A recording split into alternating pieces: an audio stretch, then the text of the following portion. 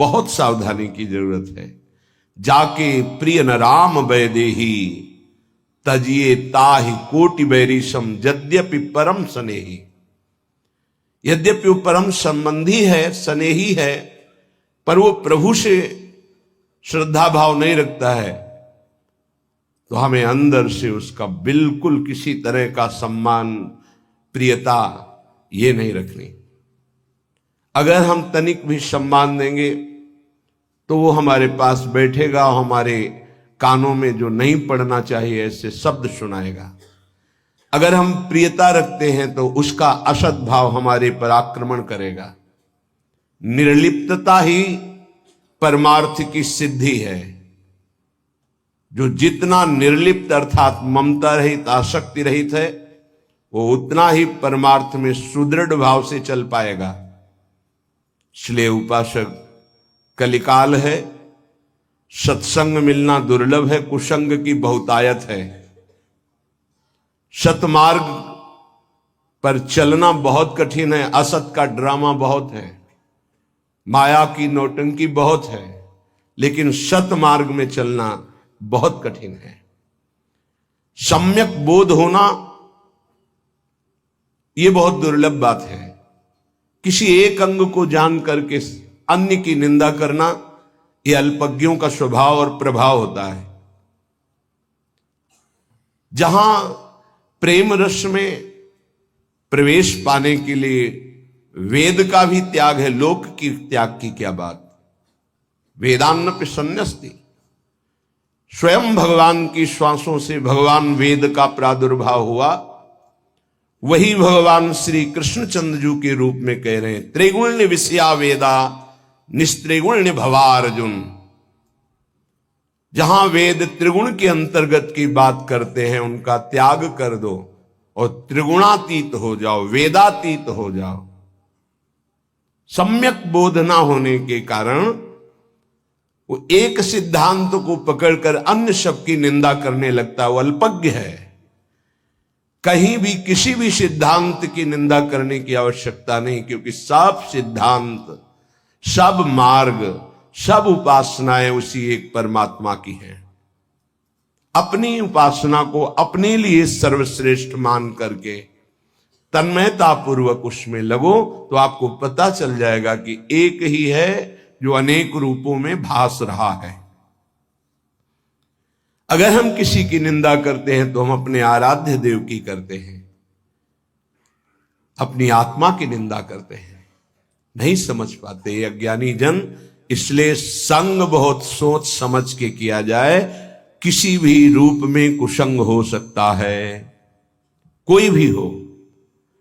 जो हमारी मति को हमारे इष्ट के नाम रूप लीला धाम सेवा स्वाध्याय इनसे विलग कर दे, वो भारी कुसंग, वो माया कुसंग फैला रही है। भक्ति का सत्संग, ज्ञान का सत्संग, अष्टांग योग का सत्संग, कर्म योग का सत्संग भगवान ने क्यों वर्णन किया? एक ही बात कह देते। अलग अलग मति है, अलग अलग स्वभाव है, उसके अनुसार वो साधना स्वीकार करेगा, पहुंचेगा उसी परमात्मा के पास। रसास्वादन का भाव विलग है, तत्व में नहीं। ये अज्ञानी जन एक पक्ष की बात जानकर अन्य पक्षों की अवहेलना और निंदा करते रहते हैं। ऐसे जनों की बात नहीं सुननी। जो साधन पक्ष में दृढ़ है वो सावधान रहे कि कहीं साधना का अहंकार ना आ जाए, नहीं भ्रष्ट होने में देर नहीं लगेगी। जो आश्रय पक्ष में दृढ़ है वो निश्चिंत हो जाए, क्योंकि आराध्य देव उसको संभालते हैं। आश्रय पक्ष से जो साधना बनती बहुत ही परम पवित्र, सुदृढ़ और दैन्य होती है। इसलिए आश्रय, गुरु का आश्रय, भगवत चरणारविंद का आश्रय अत्यंत आवश्यक है। साधन करने में अहम सुरक्षित रहता है। अहम सुरक्षित रहने में तत्वबोध की तरफ वृत्ति ही नहीं जाती, देह भाव में रहती है। बहुत अवस्थाएं बीत जाने पर शरीर की अपना परिचय केवल बाहरी देह भाव से ही दिया जाता है। मैं अमुक, मैं अमुक, मैं अमुक। क्या साधना हो रही? साधना हो रही इसी उपाधि को मिटाने के लिए। आप शुद्ध हैं, आप ब्रह्म हैं, ज्ञान मार्ग। आप शुद्ध हैं, आप भगवान के नित्य पार्षद हैं, भक्ति मार्ग। फिर उपाधियां क्यों ये जोड़ा जाता है? मैं अमुक हूं, मैं अमुक हूं, मैं अमुक हूं। इन्हीं को मिटाने के लिए तो साधना है। शुद्ध परमार्थ का स्वरूप समझना गुरु कृपा ही केवलम। गुरु कृपा पात्र कभी देहाभिमान मलिन वृत्ति को स्वीकार ही नहीं करता, कभी किसी उपाधि को स्वीकार नहीं करता। उपाधि स्वीकार करने का मतलब है जन्म मरण का भाव पुष्ट कर लेना। कोई भी उपाधि हो, यहां से लेकर ब्रह्म पदवी तक। इसलिए सत्संगी उपासक सत्संग के द्वारा अपनी बुद्धि का मार्जन करे और अहम को दैन्य में परिवर्तित करे, तभी रंग आएगा। किसी भी तरह का अहम हृदय में हुआ तो परमार्थ ढका रहेगा। आप बातें कितनी बना ले ज्ञान विज्ञान की। बड़े बड़े महापुरुष जब अपना परिचय बताते हैं तो सोच करके हृदय द्रवित हो जाता है। कैसे परिचय बताते हैं? हनुमान जी कैसा परिचय विभीषण से बताते हैं? असमय अधम सखा मोहु पर रघुवीर, ये बोल रहे हैं।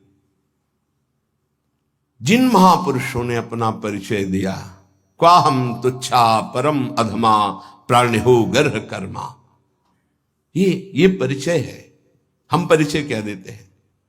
उपाधियों का। ये उपाधि ही तो उपद्रव है, ये पदवियां ही तो परम पद से भ्रष्ट किए हुए हैं। जब तक हम कोई भी पद स्वीकार करते हैं शरीर भाव से, तो परम पद का अधिकार खो देते हैं। पद मिलना अलग बात है, स्वीकृति करना अलग बात है। पद सेवा के लिए है, स्वीकृति परमात्मा की है। पद की स्वीकृति तो अस्वीकृति हो जाएगी परमात्मा पद की। एक सूक्ष्म विषय है। देखो महामहिम श्रीपाद प्रबोधानंद जी की आंतरिक स्थिति। सर्व साधन हीनोपि, ये महिमा है। खैरे मैं समस्त साधनों से हीन हूं। सत्संग का मनन कीजिए। ध्रुवदास जी कह रहे सब अंग गुणहीन हो, ताको जतन न कोई। एक किशोरी कृपाते, जो कछु होई सो होई। सर्व साधन हीनोपि वृंदारण्यैक संश्रयः, यह कोपि प्राप्नुयात् देव राधा प्रिय रसोत्सवम्।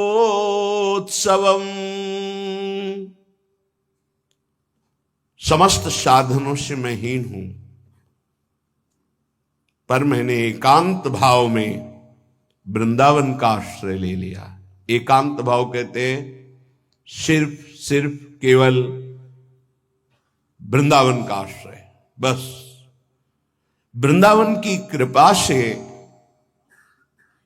प्राप्नुया देव राधा प्रिय रसोत्सवम, मुझे श्री किशोरी किशोरजू की प्राप्ति हुई वृंदावन की कृपा से। आश्रय वृंदावन का लिया। ये बड़ी दुर्लभ बात है। धाम का आश्रय बहुत दुर्लभ बात है। इसका परिचय आपको प्रायः नहीं मिलेगा। धाम परम कृपालु है, जिसकी गोद में स्वयं प्रिया प्रीतम खेलते हैं। यदि धाम का आश्रय हो जाए, यहां आश्रय शब्द पर जोर दिया, संश्रया। आश्रय। वास तो किसी किसी को मिलता है सौभाग्य, पर ऐसा नहीं कि जिसको वास नहीं मिला उसे प्रिया प्रीतम नहीं मिल सकते, उसे प्रेम नहीं मिल सकता, वो दिव्य वृंदावन की लीलाओं में प्रवेश नहीं पा सकता। ऐसा बिल्कुल नहीं है। समस्त साधनों से हीन हो दूसरे भाव में, लेकिन उसने एकांतिक भाव से वृंदावन का संपूर्ण हृदय से आश्रय ले लिया है, तो उसके हृदय में एक अद्भुत रस, यह कोपी, वो कोई रस, कोई संबोधन करे, वो कोई रस। कौन सा रस? बोले रसोत्सवम, जो महारास रस से युक्त है, जो महाप्रेम विलास से युक्त है। किनका? बोले राधा प्रिय श्यामा श्याम का। श्यामा श्याम का कोई एकांतिक प्रेम, कोई एकांतिक रासोत्सव रस विलास उस उपासक के हृदय में प्रकाशित हो जाता है, जो एकांतिक भाव से, एकांतिक भाव कोई मिलावट नहीं, केवल वृंदावन का भरोसा, वृंदावन का आश्रय। इसमें दैन्यता की बहुत आवश्यकता है।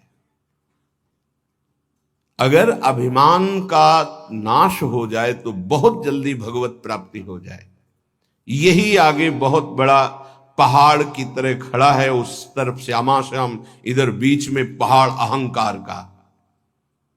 बहुत कड़ुआ है, बहुत कड़ुआ। जहां ये जगता है तो कड़ुआ ही कड़ुआ रहता है, स्वयं को जलाता रहता है, दूसरों को जलाता रहता है। ऐसे इसकी बात होती है, ऐसे इसके आचरण होते हैं अहंकार के।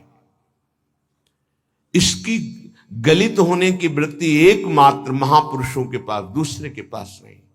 यदि संत महापुरुषों का आश्रय ले लिया जाए और उनके चरणों की रज का सेवन किया जाए, उनकी आज्ञा में रहा जाए, तो अहंकार नष्ट हो जाए।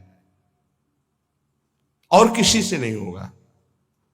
रहु गणित तत्तपसा न याति न चेज्या न निरूपणात् गृहाद्वा न छंदसा नैव जलाग्नि सूर्यो बिना महत्पाद रजोभिषेकम। चाहे जो आराधना कर लो, ये और पुष्ट होता है।